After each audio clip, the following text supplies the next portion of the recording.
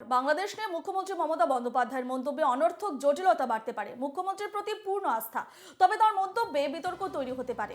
ভারত সরকারের কাছে আলোচনা চেয়ে চিঠি বাংলাদেশের বিদেশ মন্ত্রী হাসান মাহমুদের। ব্যানার্জির প্রতি যথাযথ সম্মান রেখেই বলতে চাই, তার সাথে আমাদের সম্পর্ক অত্যন্ত চমৎকার, ঘনিষ্ঠ, উষ্ণ। কিন্তু তার এই বক্তব্যে অনেকটা বিভ্রান্তি ছড়ানো হয়েছে এবং বিভ্রান্ত হওয়ার সুযোগ রয়েছে। সেজন্য আমরা তার এই বক্তব্যের ব্যাপারে ভারত সরকারকে ইতিমধ্যেই নোট দিয়ে আমরা জানিয়েছি।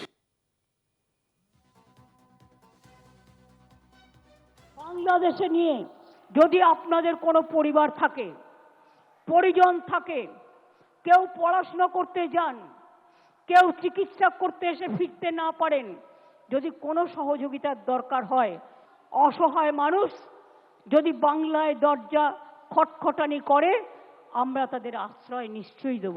বাংলাদেশ নিয়ে আমরা যেন কোনো প্ররোচনাতে না যাই।